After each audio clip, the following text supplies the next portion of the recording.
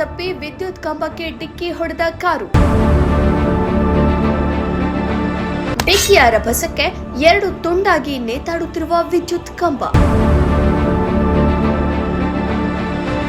ತುಮಕೂರು ಜಿಲ್ಲೆ ಗುಬ್ಬಿ ತಾಲೂಕು ಹಾಗಲವಾಡಿ ಹೋಬಳಿ ಬಳಿ ಬುಕ್ಕಾಪಟ್ಟಣ ರಸ್ತೆಯ ಗೌಡನಕಟ್ಟೆ ರಸ್ತೆ ತಿರುವಿನಲ್ಲಿ ನಡೆದ ಘಟನೆ.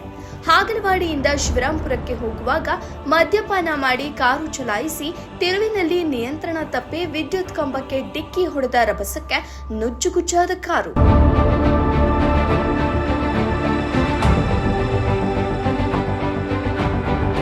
ಅದೃಷ್ಟವಶಾತ್ ಪ್ರಾಣಾಪಾಯದಿಂದ ಪಾರಾದ ಡ್ರೈವರ್ ಹಾಗೂ ಸ್ನೇಹಿತ. ಸದ್ಯ ಕಾರಿನಲ್ಲಿದ್ದವರಿಗೆ ಸಣ್ಣ ಪುಟ್ಟ ಗಾಯಗಳಾಗಿರುವುದು ತಿಳಿದು ಬಂದಿದೆ. ಡಿಕ್ಕಿಯ ರಭಸಕ್ಕೆ ವಿದ್ಯುತ್ ಕಂಬ 2 ತುಂಡಾಗಿ ಕಾರು ಜಖಂಗೊಂಡಿದೆ.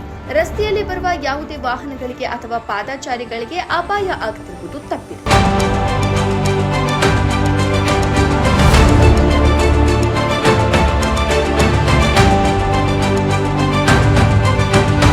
ವಿದ್ಯುತ್ ಕಂಬವನ್ನು ತುರ್ತಾಗಿ ಹೊಸ ಕಂಬ ನಿಲ್ಲಿಸಿ ಮತ್ತೆ ರಸ್ತೆಯಲ್ಲಿ ಓಡಾಡುವವರಿಗೆ ತೊಂದರೆಯಾಗದಂತೆ ಹೊಸಕೆರೆ ಬೆಸ್ಕಾಂ ಎಸ್ಒ ಅಧಿಕಾರಿಗಳು ಸಿಬ್ಬಂದಿಗಳು ತುರ್ತಾಗಿ ಕಾರು ಮಾಲೀಕನ ಮೇಲೆ ಕ್ರಮ ವಹಿಸಿ ವಿದ್ಯುತ್ ಕಂಬ ನಿಲ್ಲಿಸುವಂತೆ ಸಾರ್ವಜನಿಕರು ಸಂಬಂಧಪಟ್ಟ ಅಧಿಕಾರಿಗಳಿಗೆ ಆಗ್ರಹಿಸಿದರು.